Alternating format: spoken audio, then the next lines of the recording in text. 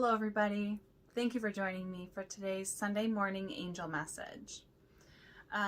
Today definitely the angels are wanting to share about the afterlife.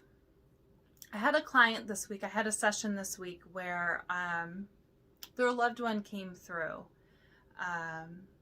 from the other side, and the loved one was really struggling with letting go from this life and transitioning back home to heaven. And so that was what our session was really about. And so Spirit, our angels they're sharing with me, they're telling me to share more about that process, the death process. And how we can help our loved ones transition back home better and safer. So it's like, where to begin? When we pass, our soul self, our soul body, finally detaches from our physical body. And we let go of all the pain and the suffering that we felt. We no longer feel that.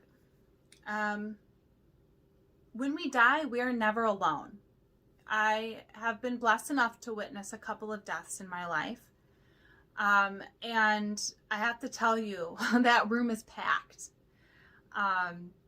Their loved ones, their parents, cousins, relatives, sisters, brothers, aunts, uncles, everybody they knew and who had some significant meaning comes and waits for them to leave their body. It's like a celebration. It's a coming home celebration kind of deal. So the person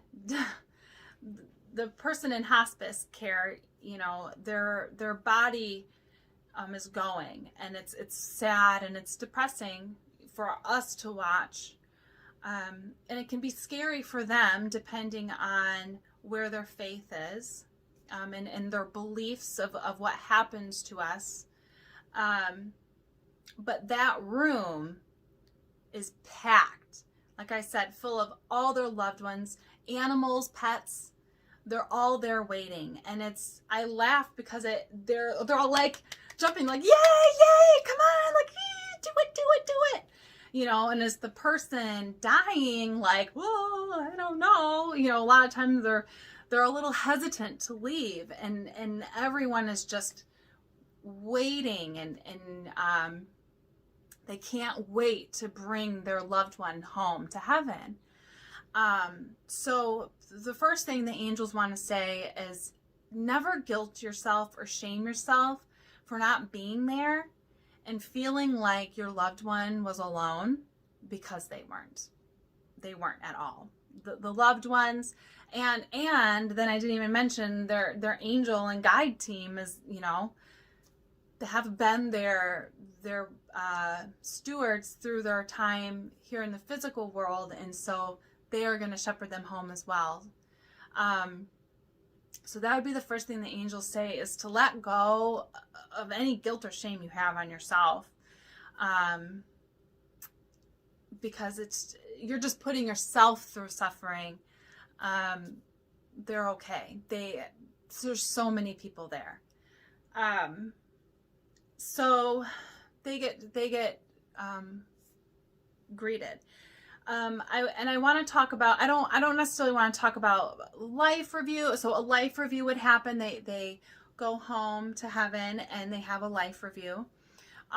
Usually though, people do not go to heaven, until their funeral.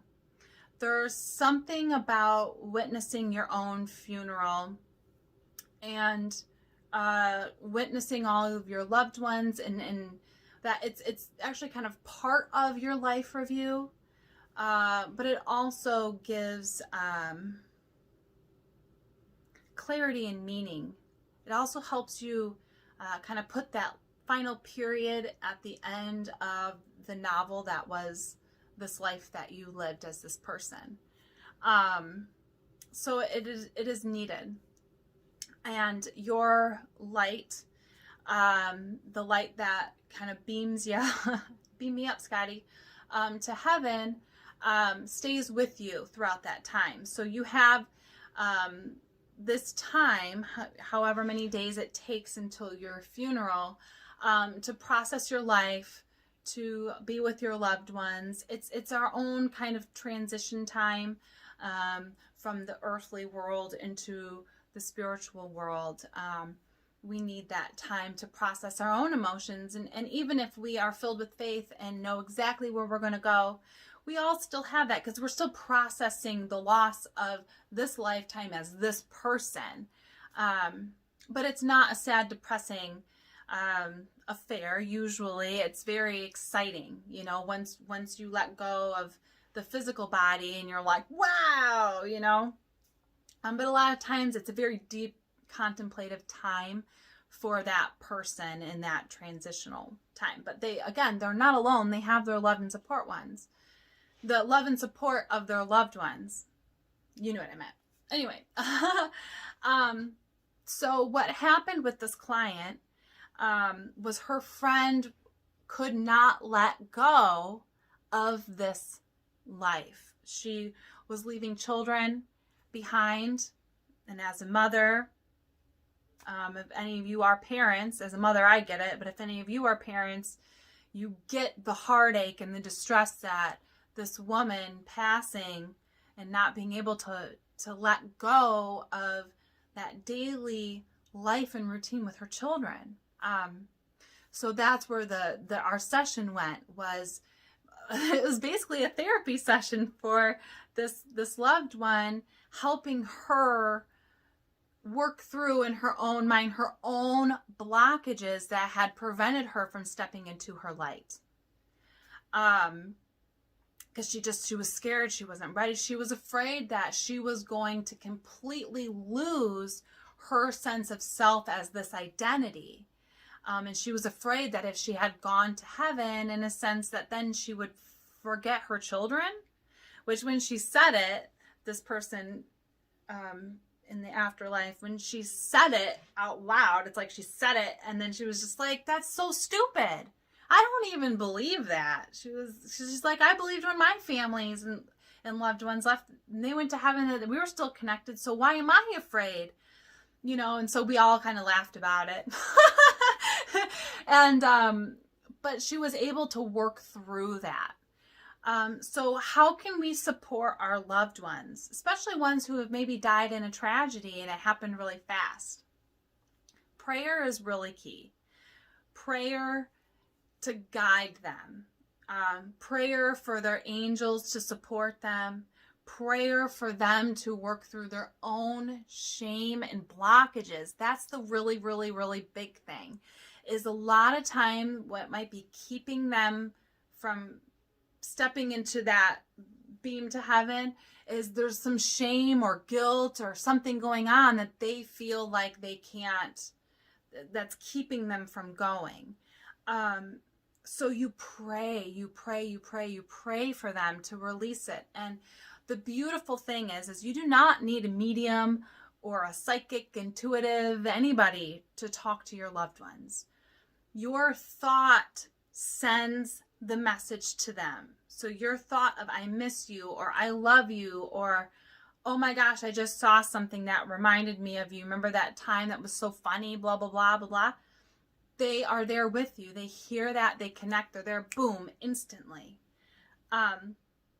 So don't feel like you can't do this, that you can't connect. And also, so pray for them. I'm getting another message. So pray for them to make it there and to let go and even give them permission from you, right? As a way to comfort and to send them off. Like, I'm ready for you. I'm ready for you to go to heaven. And this is another big thing you can say. Sometimes people who even accidental suicide, suicide, they have that lot of guilt and shame about going into heaven and all of that. So giving them the love and I love you anyway, and of course God loves you, of course Jesus loves you, of course whoever your religion or your saints or whoever you go to, of course they love you, and of course you're always in heaven. You will always be let into heaven. So giving them that reassurance, that that's between them and God, them and Source, but you love and support them anyway, and you want for them to be happy. And a big thing that I say to souls who are kind of like stuck, I'm like, listen, for this, like this client, we were saying, listen, girl. She had a good personality. You can't do all the things that you want to do being stuck earthbound. You cannot watch over and guide and protect and, send messages in their dreams. And you can't do all that stuff if you don't go home to heaven. You will become, in the Eastern world, Asian world, they call it a hungry ghost, where because you're not connected to God, you don't have that sustenance. You end up looking for that somewhere else. And a lot of times, if you hang around with your loved ones and you won't leave, you end up kind of taking the energy from them, their chi, their life force, and human, people will end up getting sick. Lots of stuff. That's a whole other video. So that's why it's really important to encourage them. And if there's some kind of blockage, like for this woman, I want to be with my children.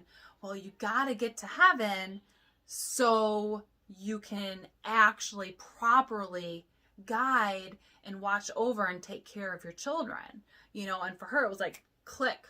Yeah, you're right. Because I won't be able to unless I go back to Source.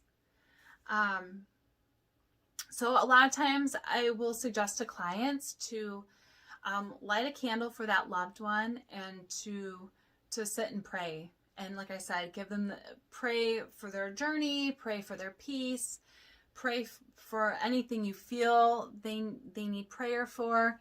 Give them your blessing, give them your permission, be their cheerleader. And like I said, it doesn't matter if they are super religious or super spiritual or atheist or, it doesn't matter where they are on that spectrum. Any prayer, any help and support will help. It helps, it encourages, because it's not scary, it's different, and it's a weird transition.